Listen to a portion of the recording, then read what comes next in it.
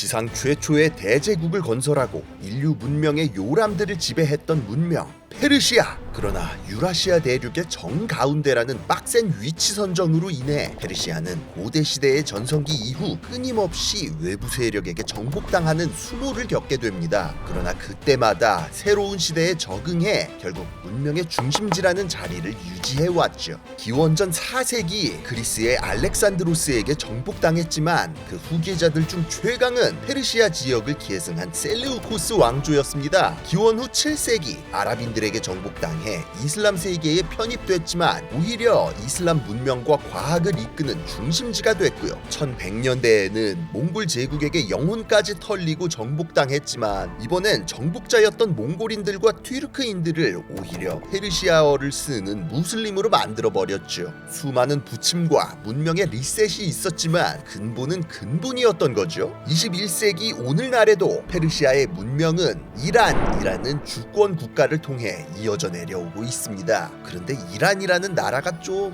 특이합니다. 이슬람 근본주의면서도 비주류 종파인 시아파를 믿고 민주공화국이기는 하지만 종교 지도자가 최고 권력을 가져요. 핵무기를 개발해서 수십 년 동안 경제 제재를 당하고 있지만 또 신기하게 망하지는 않고 종교적으로 관대한 것 같으면서도 어떤 부분은 사우디보다 더 꽉 막힌 경우도 있어요. 지금까지 이런 나라는 없었다. 이것은 페르시아인가 이슬람인가 공화국인가 신정국가인가. 지식해적단과 함께 이란 이슬람 공화국이 만들어진 사연을 한번 알아보러 가겠습니다.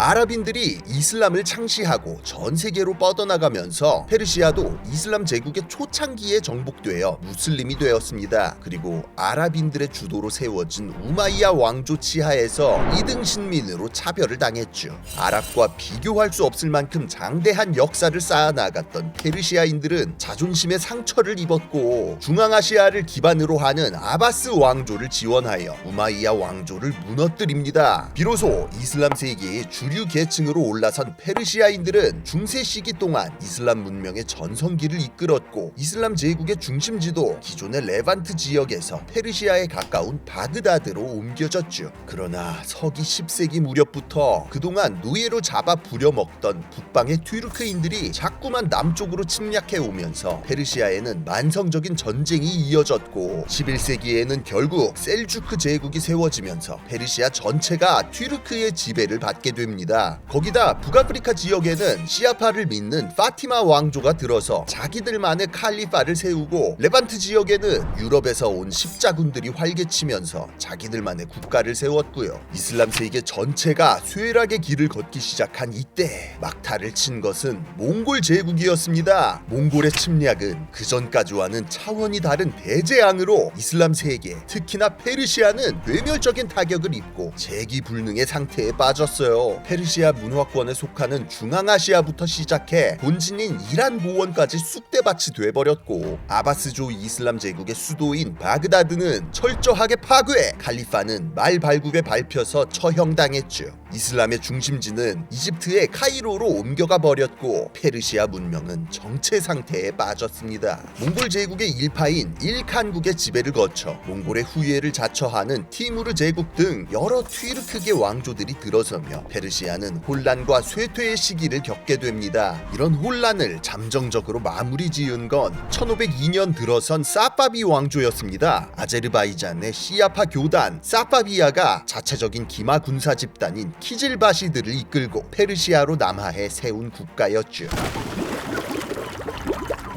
사파비 왕조는 고대 페르시아 문명과 중세 이슬람 황금기를 이어 오늘날 이란이라는 나라의 정체성을 잇게 한 직계 조상 같은 나라입니다. 한국으로 치면 조선이라고 볼 수 있어요. 튀르크계 기마 집단을 동원해서 세워졌지만 페르시아적인 정체성을 가지고 있어서 군주의 명칭도 이슬람식 명칭인 술탄이나 아미르, 유목민식인 칸 대신 페르시아의 근본 칭호인 샤한샤를 칭했고 나라 이름은 이란으로 정했습니다. 그리고 그리고 오늘날까지 이란의 국교로 유지되고 있는 시아파 이슬람도 이때부터 본격적으로 자리 잡았죠. 원래 페르시아인, 그러니까 이란인들은 이슬람 세계의 대다수 지역들과 마찬가지로 수니파를 믿었습니다. 수니파와 시아파의 차이는 이 영상에서 다루기엔 너무 딥하기 때문에 스킵하겠습니다. 사실 이슬람의 역사를 통틀어서 시아파는 언제나 소수였기 때문에 가끔 시아파 세력이 왕조를 세우는 경우에도 일반 민중들 대다수는 수니파인 경우가 많았죠. 사파비 왕조를 건국한 사파비아 교단도 이슬람 역사에 종종 등장하는 시아파 건국 세력이었습니다. 그런데 특이하게도 시아파 이슬람의 12이만파를 아예 제국의 국교로 정하고 모든 방법을 동원해 역사상 유례없는 대규모 강제 개종 사업을 벌였어요. 이슬람 세계의 나머지 절반을 제패하고 사파비 왕조와 대립하던 오스만 제국이 이집트 카이로에 있던 칼리파 자리를 빼앗아 수니파의 수장을 자처하는 상황인데, 이러면 페르시아인들도 시아파 왕조의 반기를 들고 오스만에 붙을 수도 있는 거잖아요. 그래서 아예 전국민 시아파 개종을 강제해서 그냥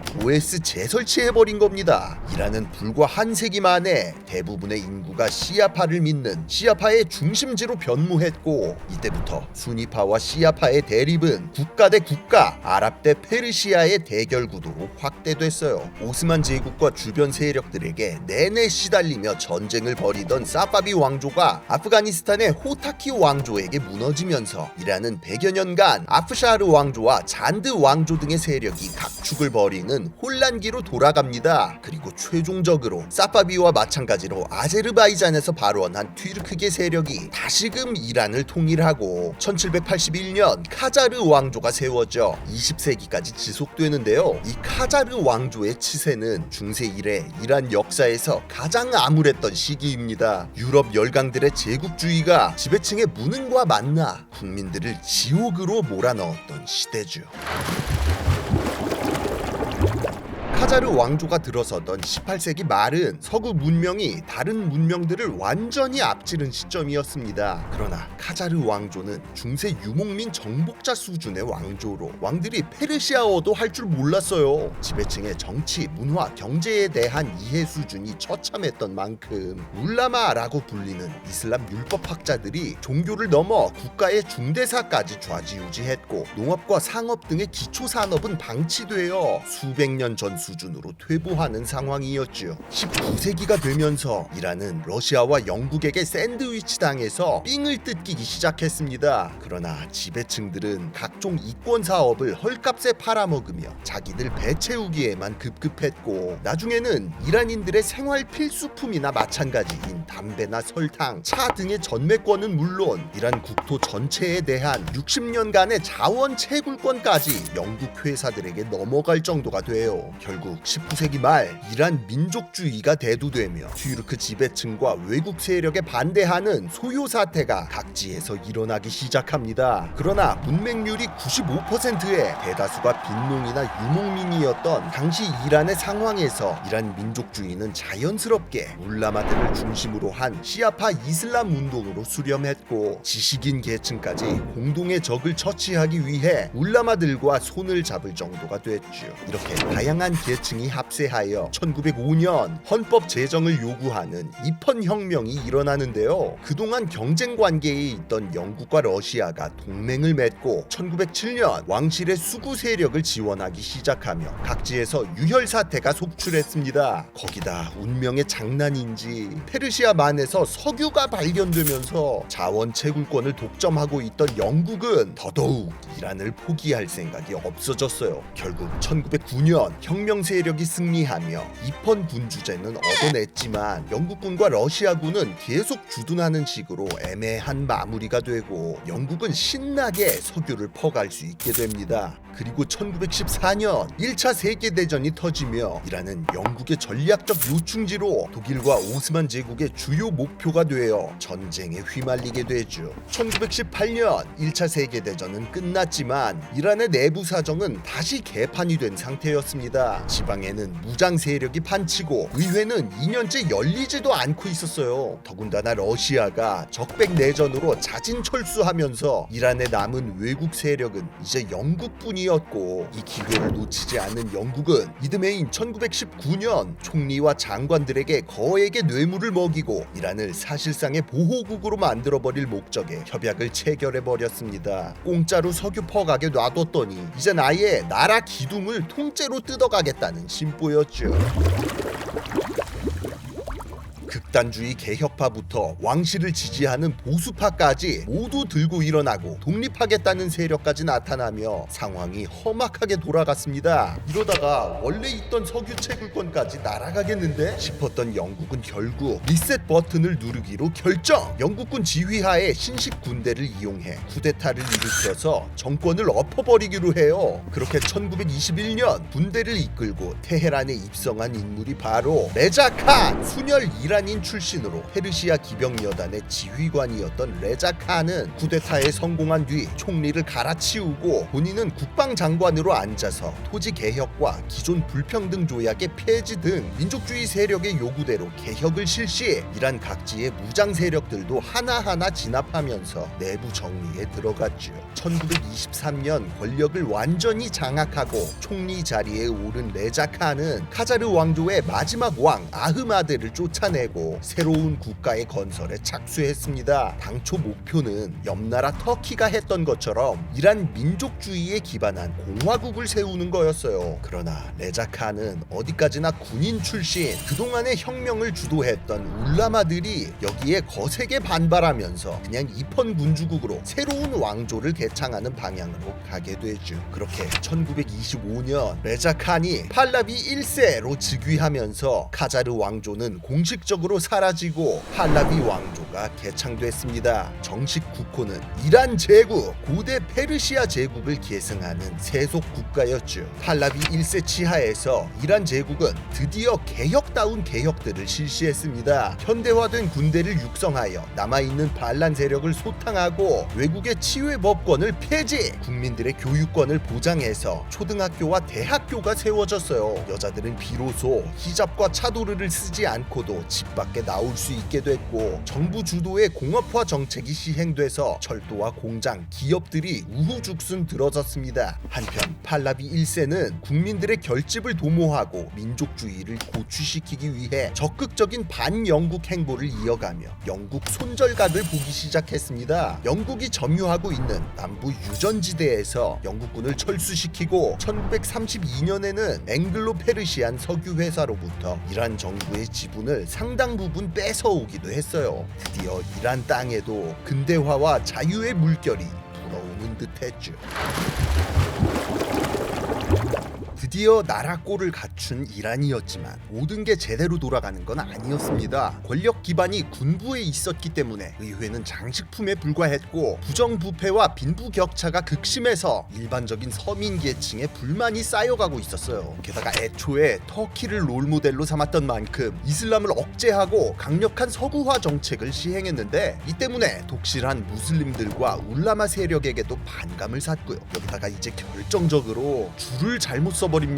혐오스러운 영국을 대신해 나치 독일과 친하게 지내기 시작했는데 2차 대전이 터진 거예요. 1941년 독일이 소련을 공격하기 시작하면서 연합군 보급 물자를 소련으로 보내려면 인도양에 맞닿아 있는 이란을 거쳐야만 했거든요. 이란 입장 난처해지죠. 그런데 나치 코인 탔던 팔라비 1세가 이리저리 눈치 보면서 독일 손절 못하고 버티니까 영국군과 소련군이 그냥 밀고 들어와서 이란을 반갈죽해버립니다. 연합군에 의해 팔라비 1세는 강제 퇴위당해 빤스런하고 아들인 무함마드 레자 샤, 통칭 팔라비 2세가 왕으로 앉혀졌어요. 팔라비 2세는 아버지와 달리 별다른 카리스마가 없는 아카산이나 다름없었습니다. 때문에 2차 대전 종전 후 그동안 팔라비 왕조의 통치를 못마땅해 했던 집단들이 정치 세력을 형성했어요. 그중 하나인 이란 민중당이 서민층의 압도적인 지지를 확보하며 의회를 장악하고 1951년 무함마드 모사데크가 총리 총리로 취임해서 영미 세력의 영향권에서 벗어나려는 민족주의적, 사회주의적 정책을 실시하기 시작했죠. 1951년 3월 15일 모사데크는 영국 소유의 석유 회사와 설비들을 모두 국유화시키는 필살기를 시전합니다. 중동 산유국들 중 이런 석유 국유화 조치를 시행한 건 이란이 처음이었어요. 빅엿을 먹게 된 영국과 미국이 즉시 이란 앞바다를 봉쇄하고 불매운동에 들어갔지만 민중당과 모사데크는 소련의 지원을 요청하며 끝까지 굴복하지 않았죠. 결국 영국과 미국은 팔라비 2세의 권력을 강화하기 위해 1953년 친위 쿠데타를 일으킵니다. 모사데크는 실각하고 민중당은 공중분해돼 버렸어요. 팔라비 2세는 영국과 미국을 등에 업고 아버지 때보다 더 강력한 독재 정치를 시작했습니다. 의회는 다시 한번 장식품으로 석유 사업권은 서구 합작회사의 소유로 돌아갔죠. 60년대로 들어오며 이란은 눈부신 발전을 시작했습니다. 모사데크 같은 사회주의 정당을 막기 위해 미국이 막대한 자금을 지원하고 석유 수출도 순조롭게 이루어지면서 경제가 하루가 다르게 성장했어요. 70년대 오일 쇼크로 석유값이 치솟으면서 미국제 최신 무기를 구입해 국방력을 증강, 지역의 패권국 자리를 노리며 오만과 파키스탄, 이라크에 파병을 하기까지 했고요. 그러나 지주계층의 땅을 소장농에게 배분하고 여자들에게 참정권을 부여하는 등 급진적인 정책을 시행하면서 왕조의 개창 이래 계속해서 견제받던 종교계가 가장 크게 반발하며 이슬람 원리주의 국가의 건설을 줄기차게 주장했는데요. 이런 이슬람 세력의 정신적 지주였던 인물이 바로 루홀라 호메이니. 호메이니는 단순한 종교 지도자를 넘어 자기만의 혁명 철학을 가지고 있었던 인물로 이슬람 공화정이라는 전에 없던 정치 체제를 들고 나왔습니다. 무슬림들의 국가에는 왕이 있어서는 안 되므로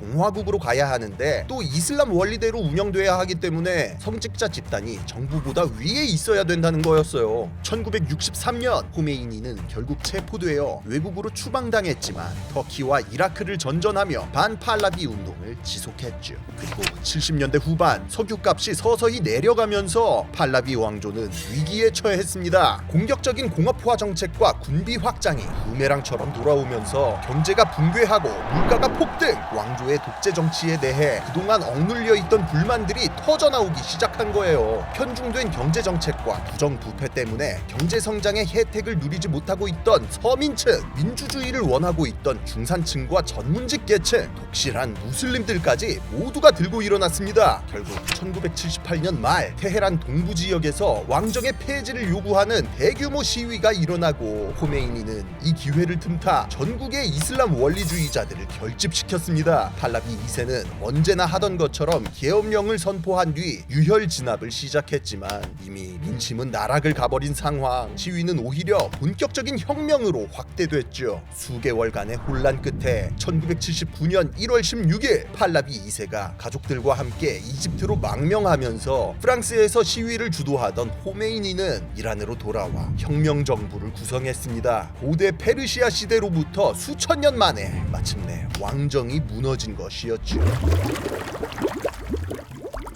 혁명에 참여한 세력은 다양했지만 주도권은 호메이니가 가지고 있었고 1979년 4월 1일 이슬람 공화정으로 갈 거냐 말 거냐를 결정하는 국민투표가 실시됐습니다. 그리고 찬성률은 98.2%. 그렇게 이란 이슬람 공화국이 탄생했죠. 호메이니는 종신 최고 지도자의 자리에 올라 시아파 이슬람의 수장이자 이란을 수호하는 신의 대리인으로서 이맘의 칭호를 받았습니다. 이란은 의회도 있고 대통령도 있지만 사실상 이맘이 정권을 가지고 통치하는 신정국가가 됐어요. 헌법은 이슬람법에 기초하여 다시 제정, 혁명정부를 수호하는 혁명수비대가 만들어졌고요. 혁명 후에 이란은 반미, 반서구화를 추구하면서 미국을 비롯한 서방세계와 적대하기 시작했고 시아파 이슬람과 공화국이라는 조합 때문에 수니파 왕정 국가들과도 불구대천의 원수가 됐습니다. 이란 이슬람 혁명은 중국의 문화 대혁명과 함께 20세기에 일어난 가장 충격적인 혁명 중 하나입니다. 대혁명이 오히려 사회의 퇴보를 가져온 극단적인 사례 중 하나니까요. 오늘날까지 이슬람 공화정 체제를 유지하고 있는 이란은 앞으로도 이 체제를 유지할 수 있을까요? 지금까지 지식해적단의 키드였습니다. 감사합니다.